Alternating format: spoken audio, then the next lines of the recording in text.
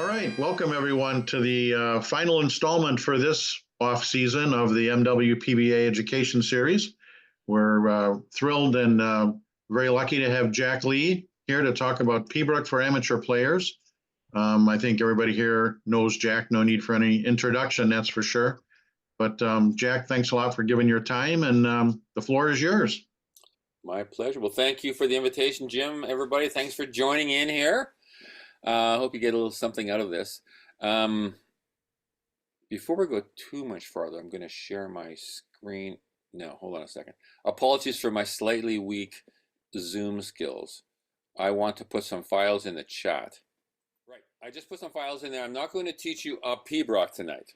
Instead, I'm going to share some skills and thoughts that have been part of my Pbrook journey, and hoping that I'm going to use some of these tunes as examples of things I do, rather than attempt to teach you Glengarry's Lament and Black Donald's March. I selected those tunes because they're reasonably commonly played, and I'm hoping that some of you will know them already. So that's the plan, man. I'm going to teach you some skills and areas of focus that are interesting to me, at least, hopefully to you, and use these tunes as an examples. Okay. I want to touch on the three big areas, which are tone and technique and expression. And everything from this point forward is probably just my opinion. It may or may not be interesting to you. Please interrupt, and if Jim, if you're still online, just moderate with questions through the chat and stuff. Okay, I was in the Victoria Highland Games yesterday, judging the grade 4 Pbrook. I thought, oh, I'm making a little note of things I should tell you guys about. The first thing I should tell you, I'm talking tone right now. So I want to just quickly try to articulate the differences between pipe band tone, solo piping tone, and Pbrook tone. There are differences, and they're very slight. So let me quickly just get into that. Pipe band tone, volume is king.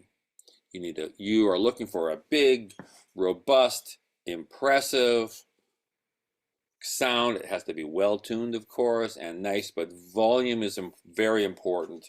It's very important to be impressive to the listener. So the whole thing about volume is strictly a pipe band concept. It's not that important in solo piping. You get into other adjectives, harmonics and warmth and enjoyability, and tuning is important in pipe bands, but tuning is very important. So I feel like this is an area I've spent much of my life doing, because I'm in my 48th year as the pipe sergeant in SFU, actually. And I've been involved in the tone and the tuning all along, to different extents, and on my own solo career as well. I really feel like in my band pipe and my solo bagpipe, all I'm really doing is turning the volume switch down just a little bit, so that I want my solo pipe to be bright and alive and harmonic, but not overwhelmingly loud, not loud. Okay. So that's the primary difference between band, solo bagpipe, the volume switch. Now the Pbrook bagpipe. There's a slight difference between a solo bagpipe and the Pbrook bagpipe, and I would call it refinement. Everything is just that much more accurate and sensitive and important. For example, if you're playing in light music and one or two of your notes are slightly out of tune, call it a B or a C or an E, it's important, but it's not a deal breaker. But in Pbrook playing, it's much more important, because it's just part of the package, and you're on those notes for such a long period of time. So everything is just slightly more refined and particular, okay?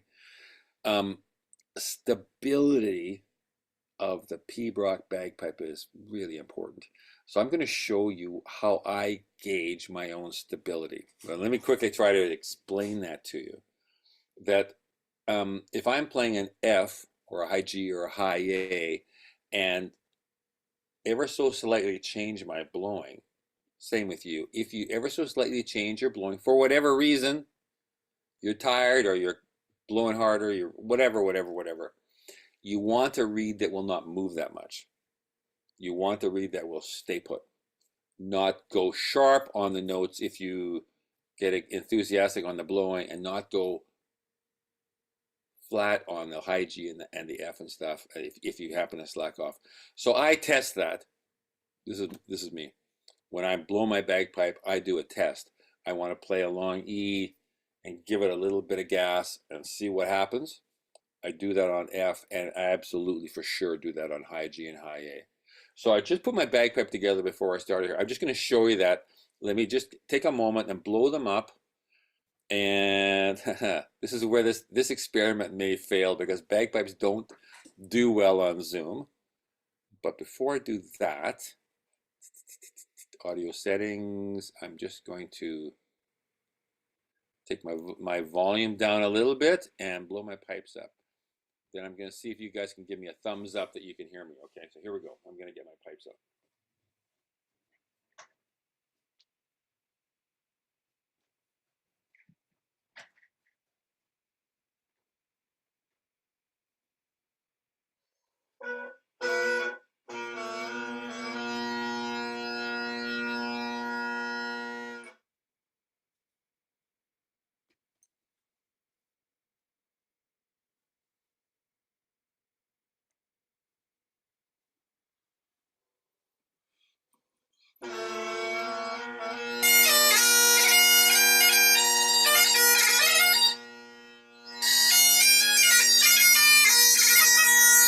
I'm looking for some thumbs. Can you guys hear me okay?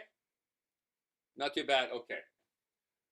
Here's what I'm going to do. I'm going to play a long E, and then I'm going to overblow a bit on purpose. Then I'm going to play a long F, and I'm going to overblow a bit on purpose. And I want to find out if the reed will pretty much stay put. That's the type of reed I want for Piobaireachd. Okay, here we go.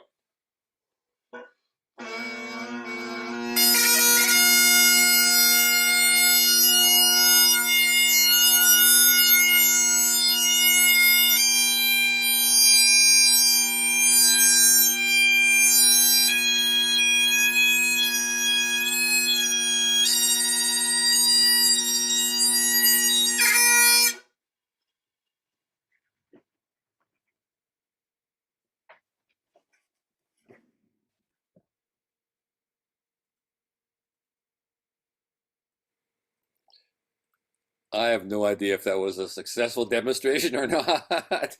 Could you tell what I was doing? I felt to myself when I blew that E hard, kind of nothing happened. Yay, tick. I felt when I blew my F a little bit harder, not that much happened. Tick. I felt when I blew my high G harder. Now, high G is never as rock solid as E and F, but it didn't go too badly. It was like a little bit movement. So I'm going to give that a tick. And I felt when I played my high A, there was a little tiny bit of buzz in there. Tick. That's the golden tick. If you can get a little bit of buzz in the high A, were you able to hear that when I played high A, anybody? A little bit of buzz. It wasn't a sterile pure high A. It was a little bit of a, not a crow, but a little bit less than a crow, more of a buzz. Can I see some thumbs on that? Did you guys hear that? Or I can show you that again. Okay, let me show you one more time. High A.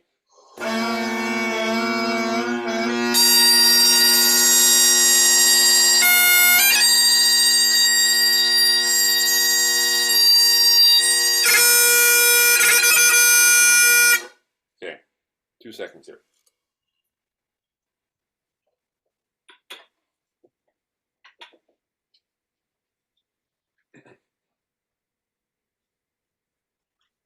Okay, I got a few thumbs out of that one. So let me just make sure my volume is back up. So it's 2 seconds here. Can you guys hear me okay there? Thumbs? Okay. Yes. Okay, thank you. That little buzz, people have different words for that, but I will call it a body or a substance in the high A.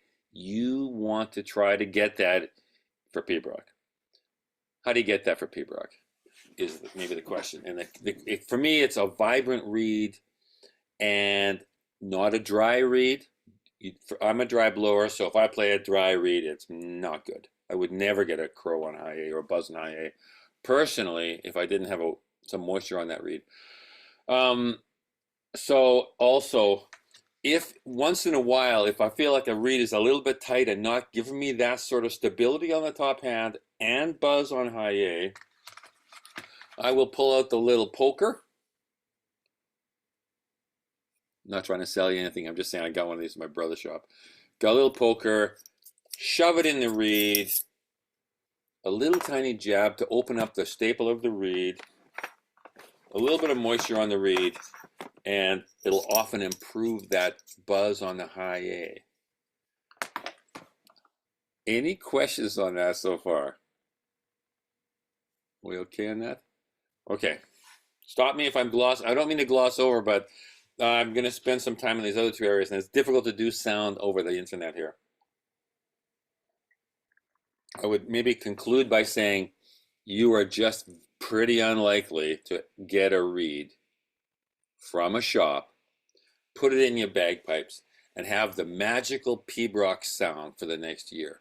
Like, that has never happened to me ever in my life. They always need a little bit of TLC, whether it be a shave or a lick, or we call it a poke, just a poker with a mandrel. Oh, good so far? Okay, moving on. I'm moving on to technique. I want to spend some time on technique with you guys. Let me start by telling you that when you started on the pipes, your teachers showed you how to play great big fat grace notes, and it was good, because when you start a person on the pipes at any age, you have to get big grace notes going, or they'll never play the grace note at all. That's kind of a thing. So whether the person's 8 or 80, for me it doesn't matter. You get the grace notes really going big. So here's big grace notes on a crunluath.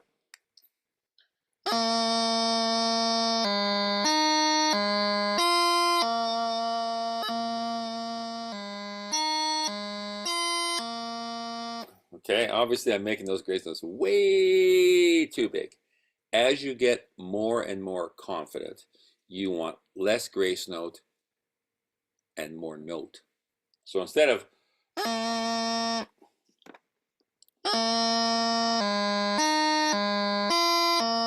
you're going to want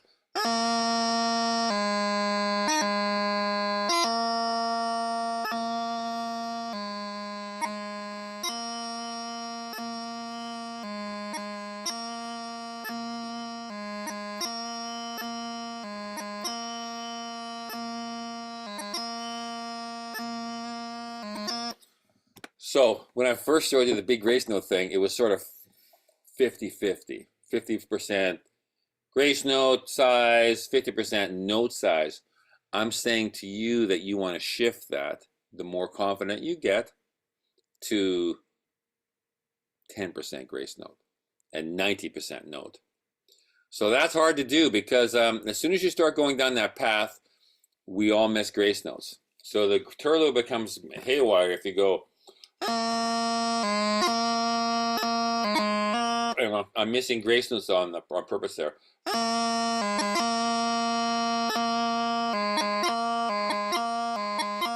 Okay, so let me just tell you what I do about that. I'm a big stretcher. Okay, I stretch my fingers every day. And I've never missed a day in I don't know how many years, close to 50 years, never missed a day. It's very important to stretch your fingers as a Piobaireachd player, as a piper, so that they're loose, they're not tight to the chanter. You want to have loose fingers. And I use hand grips pretty regularly. Maybe not every day, but when I'm in when I'm in competition season, I'm most definitely using them every day. So everyone has their own little ways of making their hands and fingers strong. I would say to you that you kind of want strong hands and loose fingers. Strong hands, loose fingers is what you want to do for your technique. Now, I'm trying to decide how to share a screen here with you. 2 seconds. Can I see some thumbs? Can you guys see this little exercise sheet? Is that a thumb, somebody? Okay. Nothing fancy about this, but I'm looking at that line right there. So that's just a line of crunluath. Let me play that for you. Nothing fancy.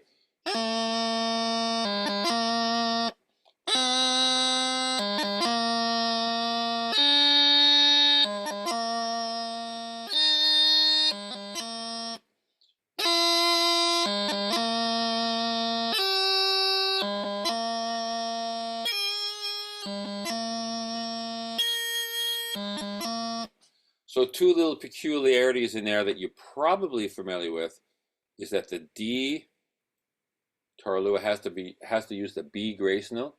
Very difficult, awkward finger to use, but it them's the breaks, as somebody once said. You still have to use the B finger there. And the pibroch, when you play high G and pibroch, you probably know this, but high G is played a little bit differently. We play it like that. So.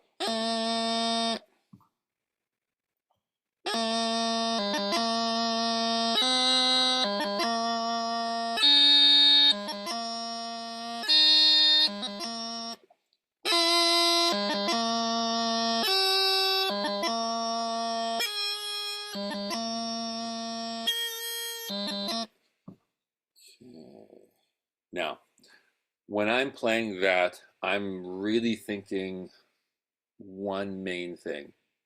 They all have to be the same. That's my goal. I want to make the movement sound as identical as I possibly can, regardless of what note it is. So the low A crunluath is relatively easy for a piper that's been playing for a bit. The D is much more difficult because of the grace note.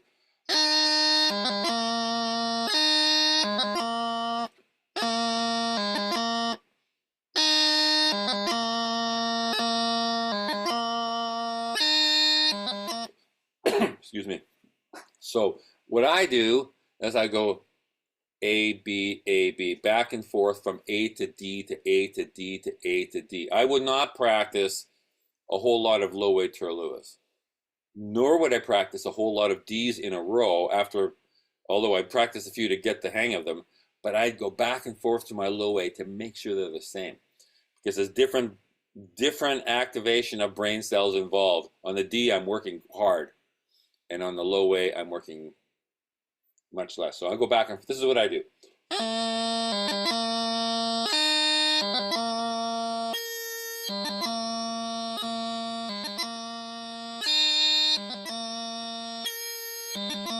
And I'm just trying to make them the same size, okay? So I can clearly hear my old bagpipe teacher, Jimmy McMillan, saying to me many times, make the two low G's, and his arm would be going like this. Make the two low G's the same size. Well, I've learned that is hard to do, and most people do not make the two low G's the same size. Most people if they're making the two low G's not the same, nearly always they make the second low G big. So I often hear this. I heard this yesterday at the games in Victoria, BC. Instead of going, I will hear stopping on the second low G.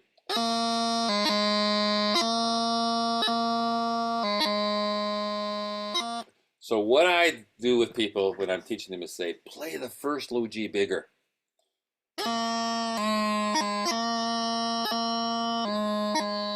And when I'm teaching somebody that, I make them tap their foot on that first low G.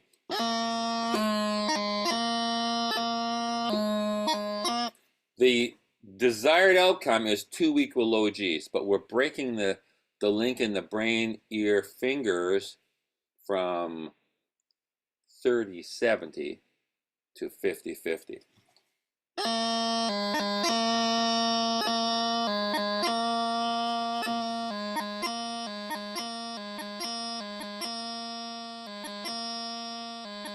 and I'm trying to make the grace notes very small so that there are substantial low Gs.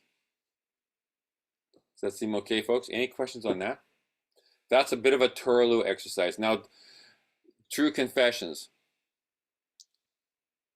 I get very bored of exercises. Okay, I have a hard time sitting down and doing exercises. It's just it's not good for me. Or not good for my personality or something. I will play tunes. But when I'm playing a variation of crunluath or crunluath, I'm very active on, if I'm practicing the technique, I'm very active on that in my brain, listening to each crunluath as if I was playing a row of exercises. I'm playing a variation of pibroch instead. So everybody's different. I admire people who can sit down and rattle out exercises for 20 minutes. That's great. I just can't personally do that and without staying engaged. So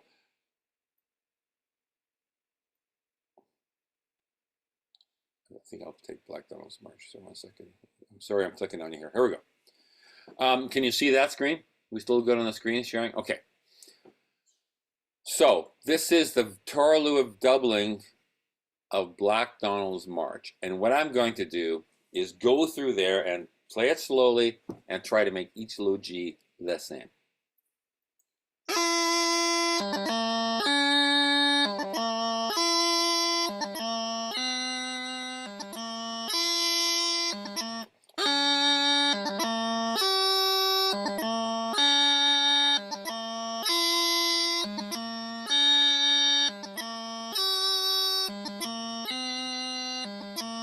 And if you're not an advanced player, you're newish or whatever, play it slowly, play the tempo slowly, and I would say to you, focus on the equality of the two low Gs. So something like this.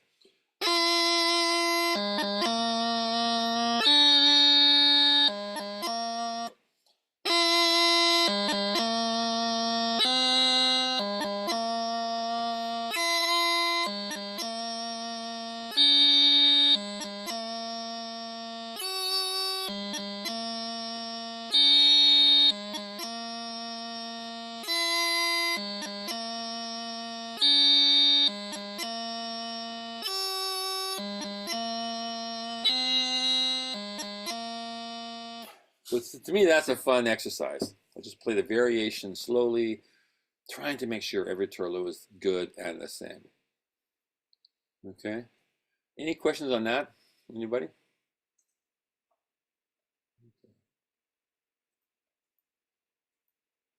Zoom instruction is always different, isn't it? If we were in the same room, the hands would be up, people would be talking. Hey. Jack, I have a question. Sure. Hi, Mary. And it goes to not so much the technical side of the crunluaths and crunluaths, but moreover, some associations where the entry level does not even. We'll say you play like your ground and your and first couple of variations minus the crunluath and crunluath. How do you feel?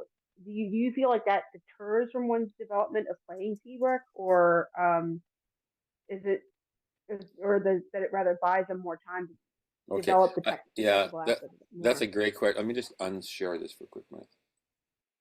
Great question, and I think there's no easy answer to that basic question. I think there's pluses and minuses to it.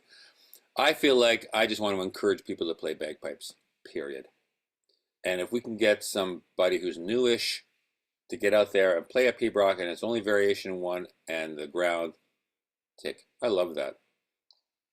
And I've had a lot of students who just play ground and variation. But I like to always teach them the whole tune. So they may only get up and perform the 2 bits of it, but I would definitely want to teach them the entire tune. So I think it gets people up there playing, but they should be playing the whole tune at home if possible. One thing I do notice is when people compete with the ground and variation 1, they'll often play a much more difficult tune because they're only playing the ground and variation 1. So they would be unlikely to play that tune in competition if it was a full pibroch. Does that make sense?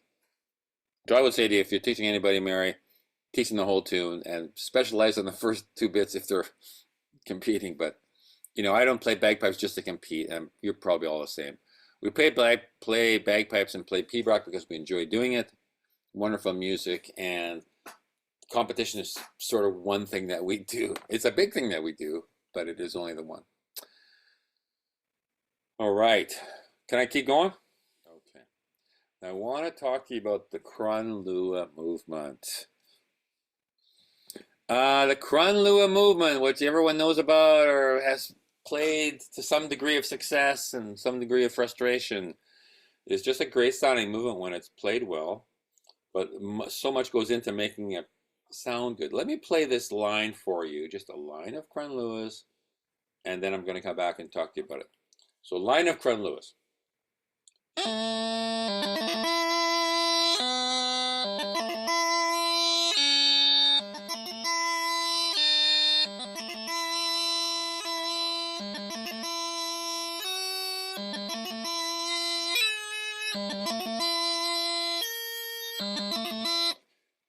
Sounds easy, right? It's not that easy. So it's two low Gs, two low As, all are pretty much the same size. The way it looks, if you break it down, it's kind of a tarlua with an F grace note concluding on an E. That's kind of what it is. There's a tarlua, F grace note.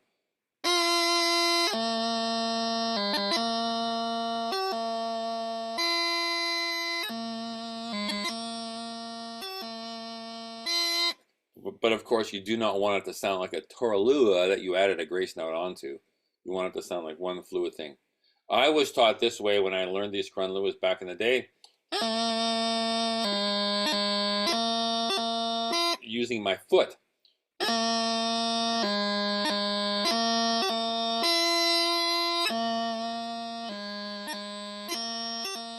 I'm bobbing my head, I'm tapping my foot, and I'm trying to make it very organized, all the same.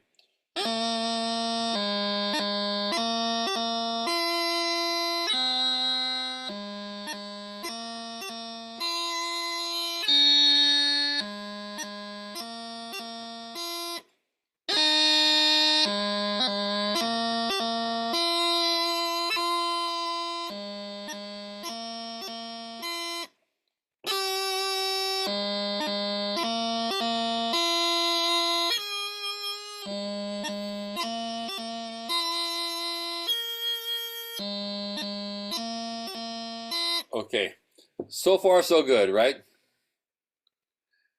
If I would need more than one hand to list for you the number of great pipers that I have known in my lifetime who developed crunluath problems, I need more than one hand to count them all for you. I am not mentioning names, but what often happens is that the fingers won't go on cue. There's some kind of a connection with the brain that makes the fingers go. It doesn't always work, and one of the two low Gs or the two low As is the wrong size, and it becomes very difficult to correct that. So, a little exercise that you should consider. Just on the low A crunluath, I'm doing this. I don't know if you can see my mouse. Hopefully, I'm just circling the wagon there on that low A crunluath. Go through an exercise of making each one of them bigger than they're supposed to be. So let's say, for example, the first low G. Okay, we're going to make the first low G bigger. Sorry.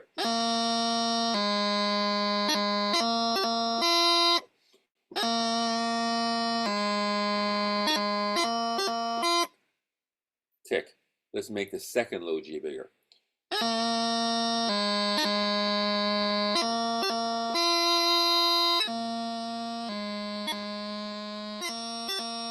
Tick. Let's make the first low A bigger. First low A bigger.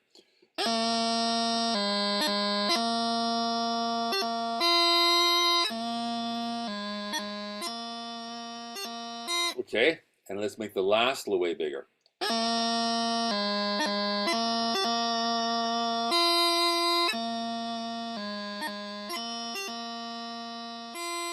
So what I just did, strange as that sounds, I told my fingers when to play low G, low G, low A, low A. I didn't let my fingers take charge. My brain took charge of that.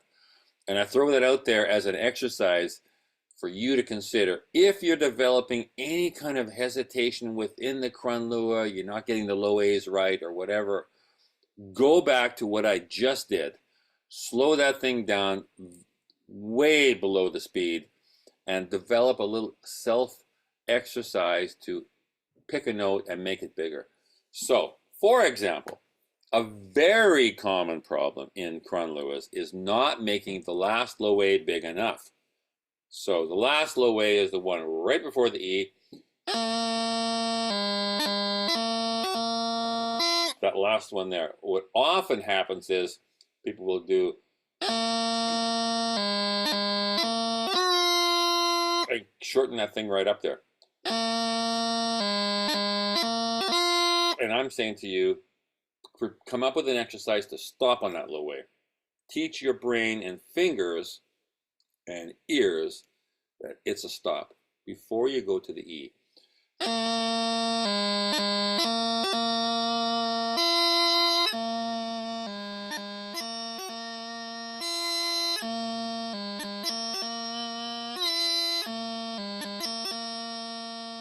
I'm just taking charge of the fingers and making them do the low G's and low A's when I want them to do it. That's what I'm trying to show you this.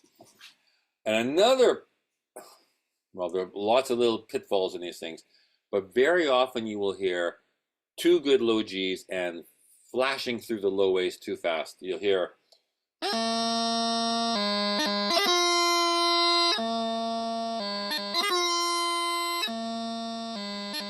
low G's big, low A's too small, and they should be the same as the low G's. The correction on that could be to stop on the first low A.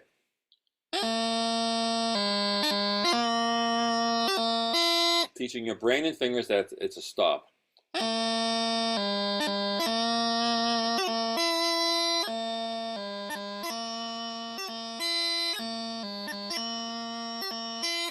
Okay? And another thing that's very, very common is that the first low G is too small. You'll hear people go.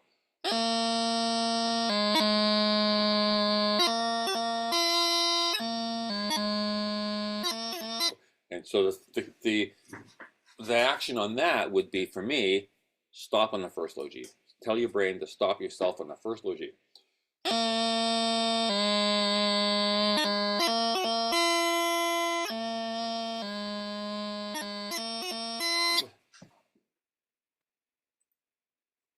Am I making any sense here? You guys getting this? It's self-diagnosis and come up with an exercise to address whichever one is giving you problems. You are probably like the rest of us. The crunluaths need a little TLC along the way. You don't learn a crunluath when you're in year 3 of piping and then have a incredible crunluath for the rest of your life. I've never met Superman like that. It always needs a little bit of something. So I'm way out here in Vancouver, which is now a pretty good piping city, but kind of on my own to some regards, in that I have come up with maybe the mindset of self-analysis on these funny little things. Okay, so I throw that out there and encourage people to do that. Okay, the crunluath is so important in P-Rock playing. It's the deal. Any questions on that so far? Just a quick one, Jack. Again, would you use the same approach to that you just did with making the grace notes bigger for those? And I'm being selfish and asking this about curing the issue of the redundant low A. Yes, absolutely, for sure. I am pretty committed to, when I realize I have an issue, which, by the way, I'm not too proud to say it, I've got lots of issues in piping. So do you. Everybody does. Anyway, not afraid to say I've got it. I'm pretty good at slowing it down and trying to find the root cause. So in the case of the redundant low A, It's the pinky coming up too early, and you're playing a third low A. I'm not sure if everyone's familiar with that term, redundant low A. But a crunluath is 2 low Gs, 2 low As. A redundant low A is a third low A.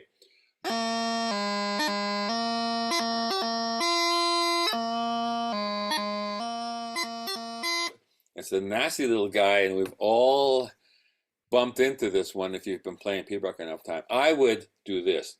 Let me think. I would probably do that. Trying to break the cycle. I'd make my fingers stay put, make the E grace note go up, and then do low A. I would do that for a little bit of time to cut that little connection.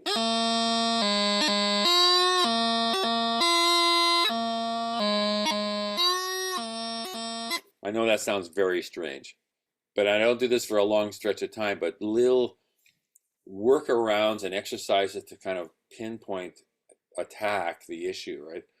If you're dealing with a redundant low A, Mary, welcome to the main. It's like we've all bumped into that. The pinky wants to go, and I think one of the problems on the pinky, it just goes up so easily, like seemingly with no effort whatsoever. It'll come off the chanter on you and cause a little grief on that. So anyway, that's what I do. I'm not saying it's the only way to do it, but I believe in going slow, analyzing, finding the root cause, and coming up with a workaround that will attack the root cause. Okay, did I answer that question? Yeah. Yep. Thank you. Anybody else? Anybody else on anything like that? Okay. How are we doing for time? Not too bad. Okay. I'm going back to my share screen. 1 second. Share.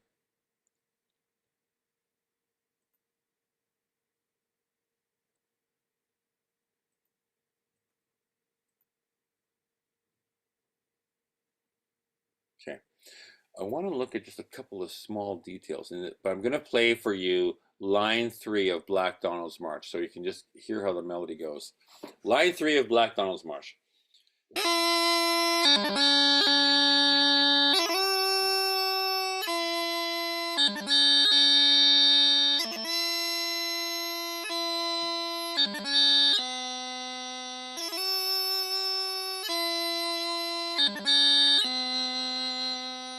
Okay, it's an absolutely beautiful piece of music, just fantastic.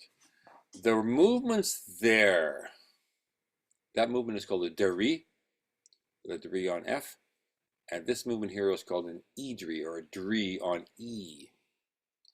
So those are challenging little rascals, but they're going to be, the first one from C to F is, let me show you that by, I'll put my screen down here.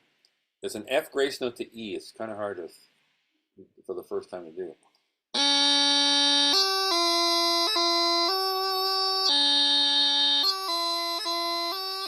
And the one on C to E there, E-dre.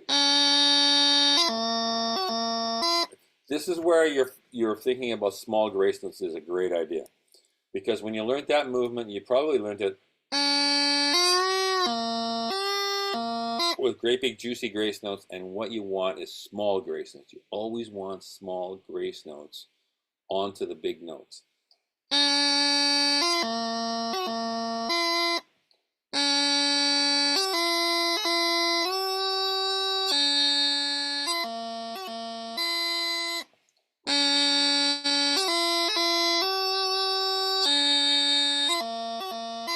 Here's an example of where you need a teacher, because the music doesn't tell you that.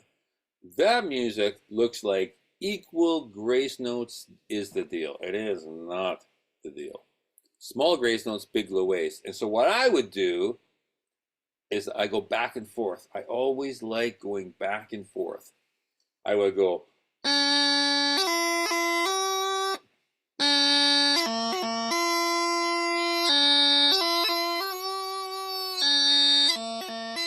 and just like a crunluath, my goal is to make those sound as identical as I possibly can. Not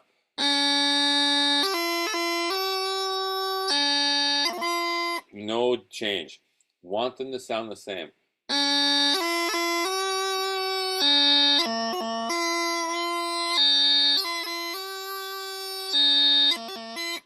And so whenever I'm working on stuff like that,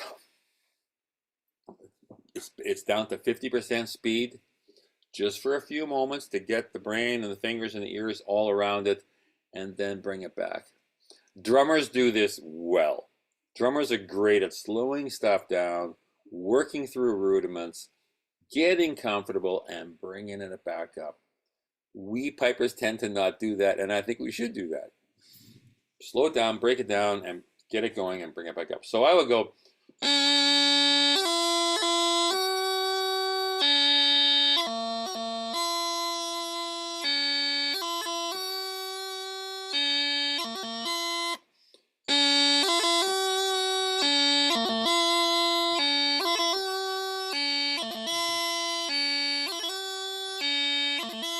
Again, I'm trying to make them sound exactly the same or as close as I possibly can. That thing about making stuff sound the same, very common in, we're talking about Piobaireachd here, but in light music as well. When you have doublings and torluas that are sort of side by side in a tune, usually you want them to sound as identical as possible. Okay, stop my share for a minute here. Everybody okay on that? I could go through Piobaireachd and pull out heaps of little technical examples of things that this applies to. Slow it down, grace note small, analyze the issue, build an exercise to fit, and work it out, get comfortable, and bring it back. Is something I've done most of my career. All right, I want to talk music. As promised, we talked bagpipes a little bit of technique, and I want to talk music. And again, I want to give you some specific skills. So,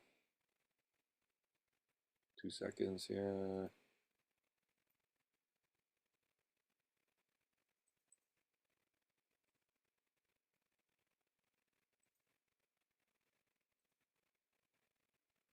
Okay, this is Glengarry's Lament #1. I'm going to play, you know what, before I do that, let me play the first line of the ground, just so you hear how the melody goes before we start diving into the variations. Line 1, Erler of Glengarry's Lament.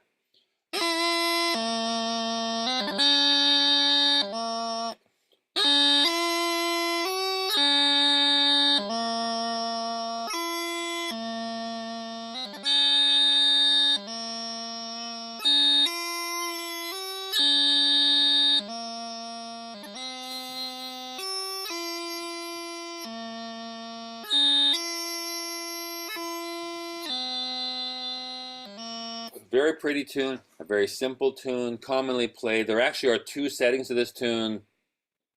Not important for tonight's discussion, but there's a setting #2, which is pretty similar, but a little bit different. So here we go. That's the melody line. Now I'm going to go to the next screen. Here I am on the torluath. Now in Piobaireachd notation, there's a lot of abbreviations and stuff, only to save paper. The Piobaireachd Society writes this on 1 page. I've written it on my website on 3 pages. So I have a lot less abbreviations, but there's still some. Here we go with the torluath singling, followed by the torluath doubling. The singling means first time through, fairly, not too fast, and there's usually a cadence or 2 in the middle of it, which this one does have. And then typically you would play the entire singling variation, taking only the S's and skipping the D's. And for the doubling, we do it all again, skip the singling bits, and just do the D's. So I want to go through with you this torluath singling here. So we're talking about the musical expression now, okay? It's going to be like this.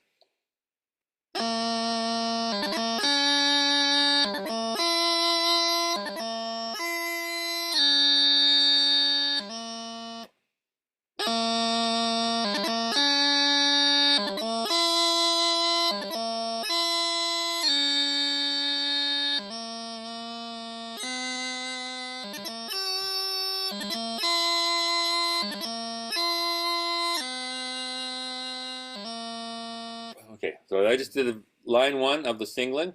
Everybody with me here? Can I see some thumbs? All right. There's a few things going on in there. Thing number 1, long themal notes. You want long themal notes. The long C, the long low, the long E, etc.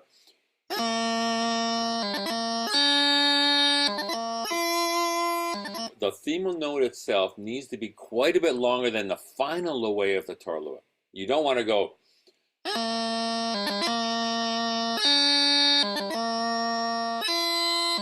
Now, when you're learning pibroch, you're going to do that. We all did that.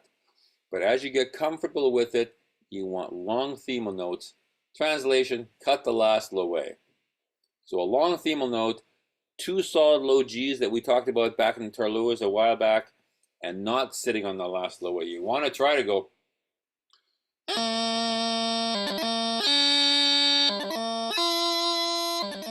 Okay, okay, hopefully so far. Now we're approaching a cadence.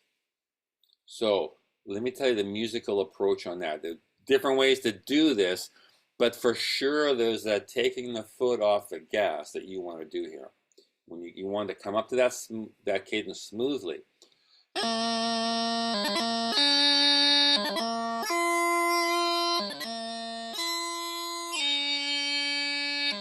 So I'm saying to you that last E themal note is a little bit longer than some of the other ones because you were taking your foot off the gas and you want to go smoothly into the cadence.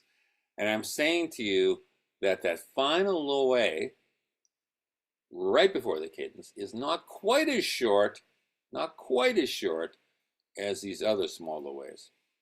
There's a sort of a smoothing of the edges there. So hold the last E and don't cut the last low A quite so much.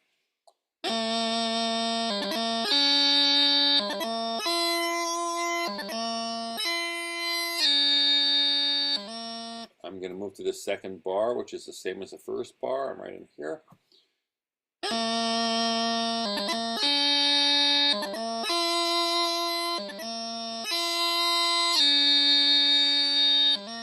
I'm over to the B here.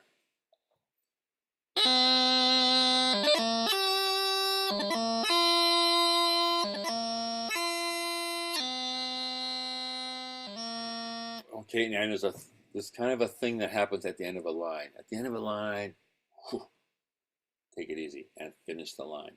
And to do that, I'm going to definitely not cut this last low A too much. I'm going to smooth that out. And I might make that cadence a little bit bigger than some of the previous ones.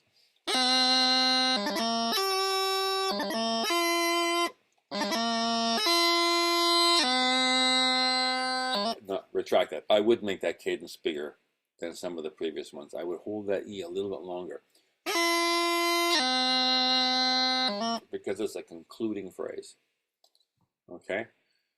Now, let me talk to you about these low A's. Again, everybody has a theory on these low A's in these cadences. Some people would play the low A pretty short, and some people would stop on the low A. And it's whatever you prefer. So some would go.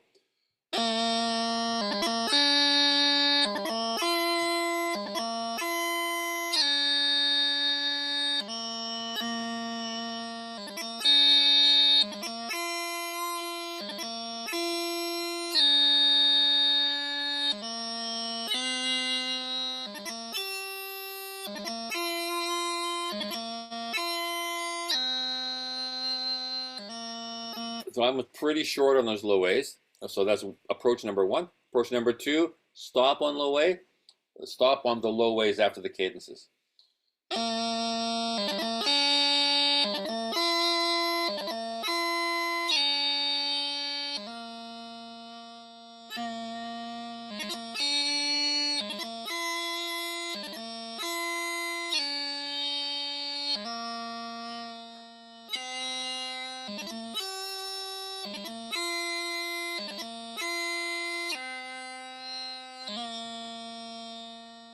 So I'm stopping on those low A's. And people get all agitated about the treatment of these things. I think to excess. The agitation, I mean, is like, take it easy, man. It's not that big of a deal. But I would view those low A's as a connective note. I wouldn't want it personally to stop on those low A's, and I wouldn't want to cut those things hard either. Neither one of those feels right to me. To me, it feels like a just nice, beautiful connective note taking you from phrase A to phrase B. So I'm proposing to you to do something like this.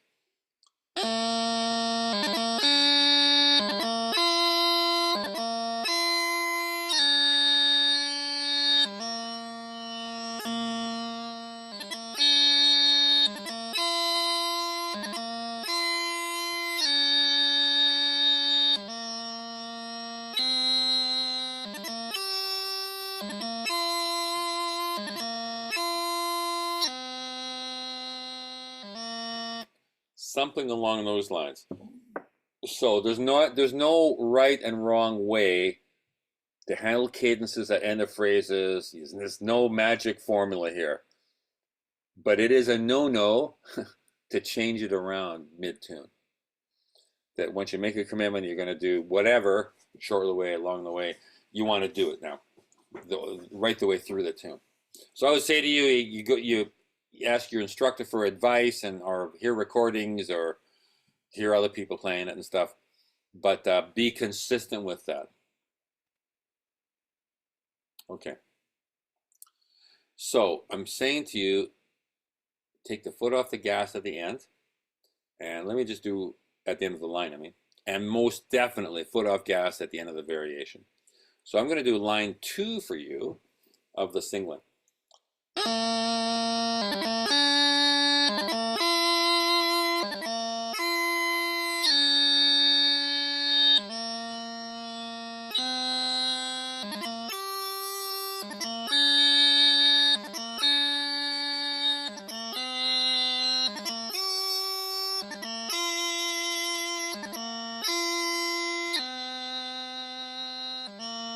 Line 3.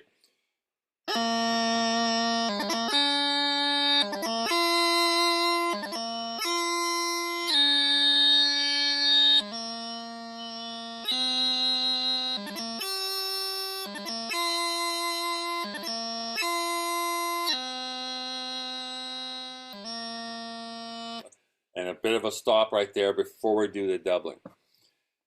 Let me stop the share for a quick second here. Any questions? Is this clear as mud, or is this making sense? Give me some thumbs. Looking for thumbs. Okay. Okay, we've been at this for almost an hour now. I thought I might share one more little musical expression philosophy here, and then we'll stop for question and answers, okay? Hope that's okay. Now,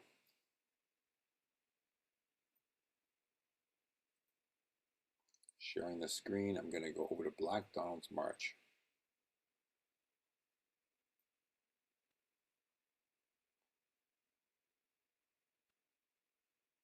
Okay. Black Donald's March, this beautiful tune, Black Donald's March. I'm going to play this a little bit of the Torluath doubling for you here. So, doublings, we're finished with the cadences, I should say the singling and the cadences. Boom, we're into the doubling, which in most Piobaireachds is a straight run of Torluath, crunluath, whatever. So here we go, the doubling of Black Donald's March, Torluath doubling.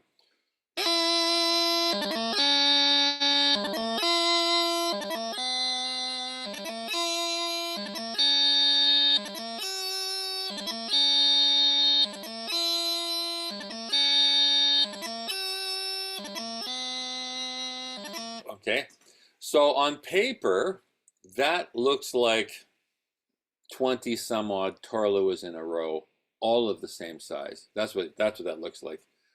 You need a teacher and a recording for some of these little things, but it's never really it's never a true straight run.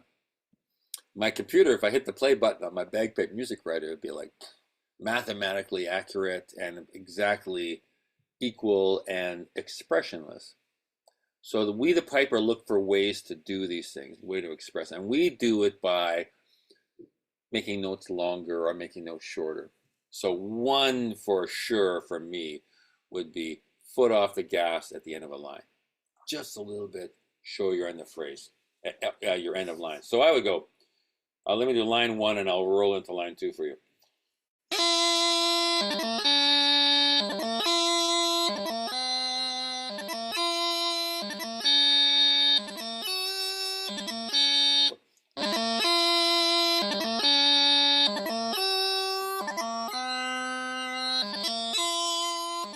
I held that last beat, I don't know if you could tell that, but a little bit longer, 10% longer or something than these other themal notes.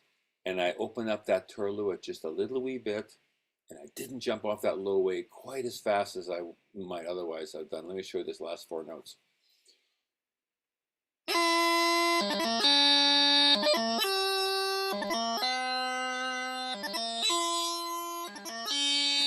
And that's the thing, just a little subtle slowing it down and then resuming. Can I see some thumbs on that? You guys get that point? Okay. Next thing I want to tell you about is how to get from a doubling to a singling. So a singling is at 1 speed, not that fast. A doubling is a little bit quicker.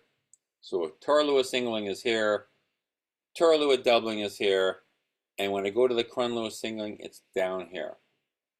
So I know you probably know this, but we do a transition at the end. We retard, the last few notes of a doubling to get down to the singling speed. So let me play for you. I'll show you this.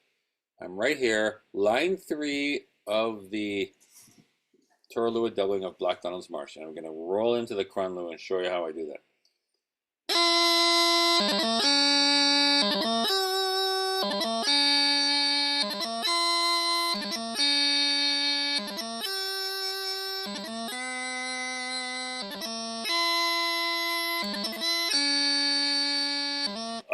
I hope you saw I brought that speed down. The way to do it, in my opinion, is 3 from the end. So this C turluath is 3 from the end. It's a little bit bigger than the previous turluaths. The F is 2 from the end. It's a little bit bigger than the C. The B is the end. It's the biggest yet. And I would use the expression that when I get to that last low A of that last turluath, I'm in crunluath singling speed. I've brought it right down. So it's I don't have to hit the brakes at the end of that turluath. I've already braked and slowed it down to that speed before I get there. So let me try that again, show you that.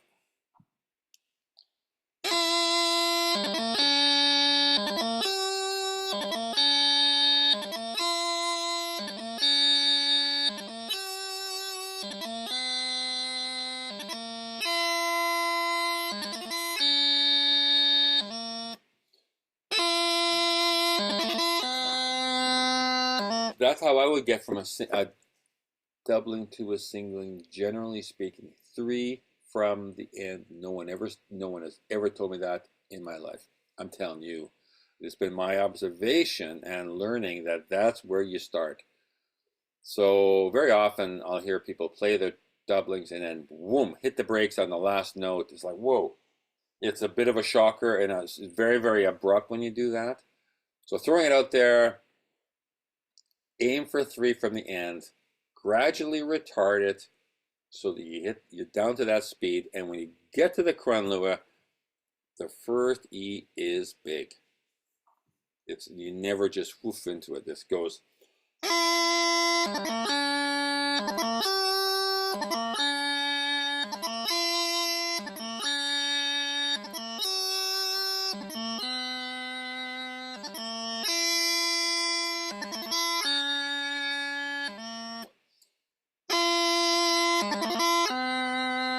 I'm saying to you that first E crunluath, the E of the first E, I mean, is bigger than the E of that crunluath.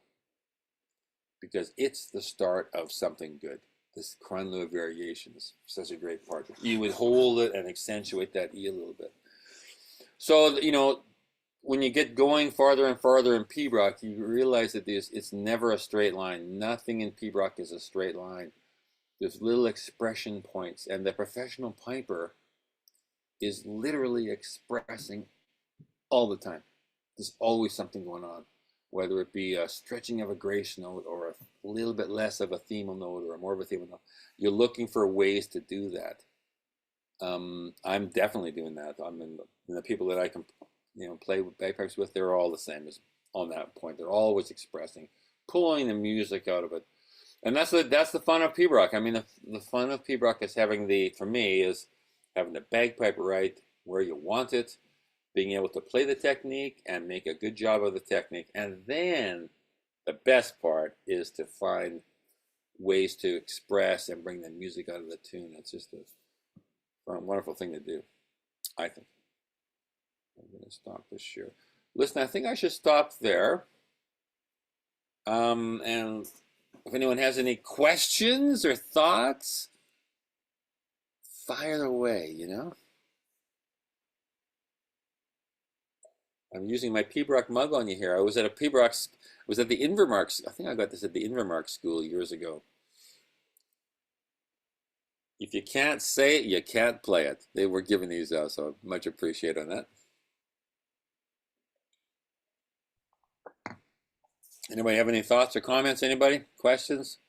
Colin, go ahead and unmute yourself and ask the question. All right, can you hear me? Yeah. Yes. Oh, cool. So the slowing down 3 from the end, does that apply to the other variations in the piece as you move from one variation to the next? It in my opinion, it applies all the time, pretty much, when you're going from a doubling to a singling in any tune. So all these pibrochs that are out there, whatever you're playing, if you're going from a doubling to a singling, consider the 3 from the end starting point just slight retarding, and then I think you'll find it's pretty smooth. Great. Thank you. Hey, Martha, can you unmute? Yes, thank you, Jack. You're playing somewhere for a competition and somebody says, well, you held that note just not long enough or too long or something.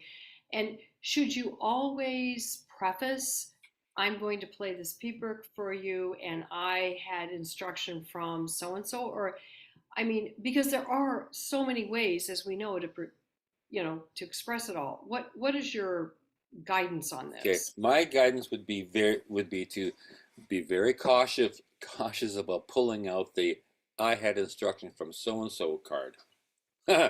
I've had that used on me so many times, like you would not believe it. And I don't know, man. It's music is music, and it's very interpretive, and we all have our own opinions. But if you do some of these things in a smooth and consistent manner, usually people like it.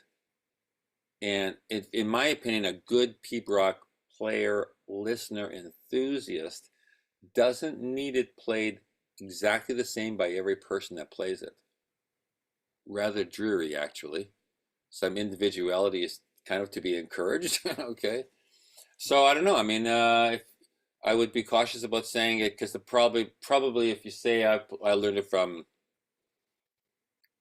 the late Alistair Gillis or whomever, you probably aren't playing exactly the way they were playing it. If the judge or listener is saying, well, you did such and such, you know. I don't know. I feel like be careful when pulling that card. Be consistent. That's really helpful, Jack. Thank you. That's really helpful. I've had that card used on me so many times. Well, so and so taught me the tune. I'm saying, no, they didn't. I feel like saying, no, they didn't. You thought they did, but now you're holding that thing way too long and breaking up the flow of the tune. So be a little bit cautious too. Okay. Jack, I got a stupid question, probably being a drummer, but so you interpret it this way. Would someone else maybe interpret that same tune a different way, or not? I mean, is this the right way to interpret that tune? Yeah, I agree. That's not a stupid question. It's a great question, and there's never really a right and a wrong way. We have sort of boundaries in pibroch, boundaries of speed, boundaries of expression, and way that we treat our phrasing and stuff. Slight differences are cool as long as they're within the boundaries, I mean, I feel like the music was passed down to us from great pipers before our time, and it's a pleasure and a privilege to maintain and play and discuss the great music. I'm all for being respectful of the heritage and all that, and I love hearing people play it. I love, here's my bias, love to hear my own tunes played by somebody else. I love that. To hear what they're doing with the tune that I'm playing is just a pleasure for me to hear. I don't want them to play the same as me. So, yeah, within the boundary, I'd say it's cool.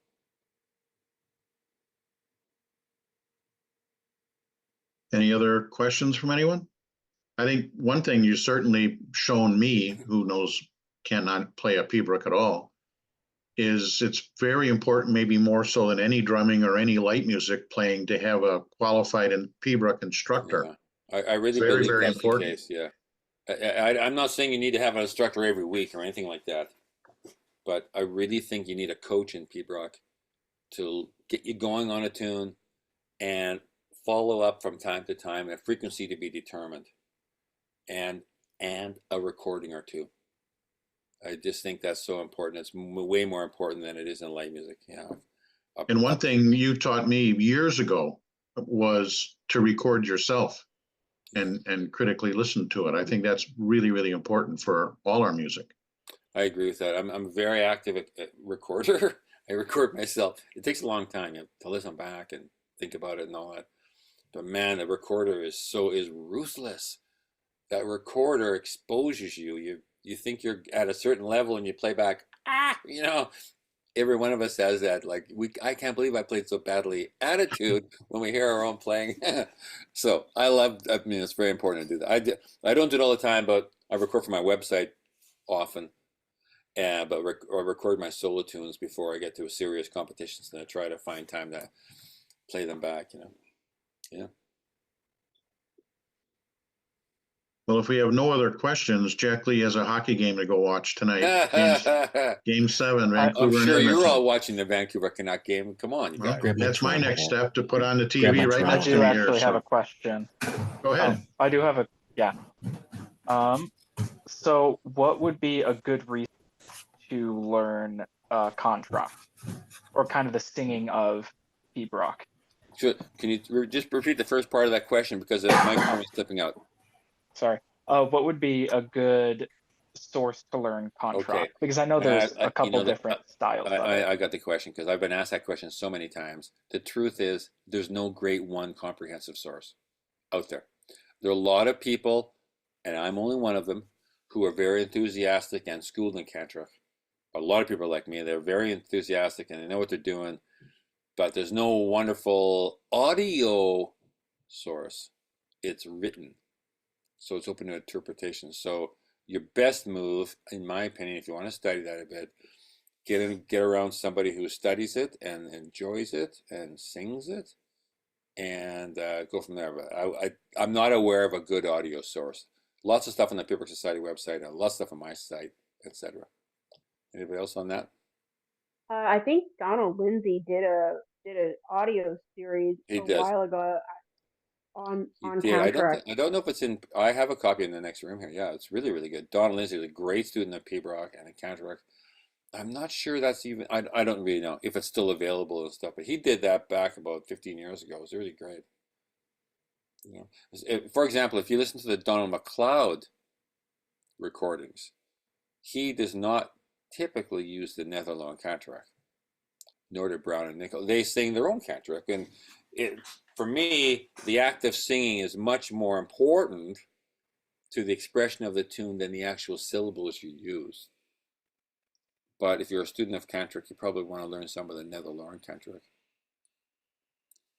Published in 1791 by Colin Campbell of Netherlands. So maybe Mary's right. Maybe the Invermark website, Donald Lindsay, is maybe as good a source as there is, I don't know if it's still available. All right, well, thanks everybody for joining in, giving us an hour and a bit of your time. Appreciate that. Don't Thank forget you, Jack. Jack's website, bagpipemusic.com, right, Jack? That's the That's website. right. That's right. Yeah. So I give record that a most look. of There's these some things. terrific information there. Even as a dumb drummer, I went in there and I've gone and poked around. So Good. it's very interesting. And of course, Jack, all the best this summer and fall. And thank you very much for giving us your bit of time here. My pleasure. Thanks, folks, for joining in. Appreciate it. Thanks, Jim, Thanks for so arranging much, this. Jack. Jack. Thanks you, for Jack. coming, everyone. And good luck, Canucks. Couldn't have said it better myself. Thank you. Bye-bye.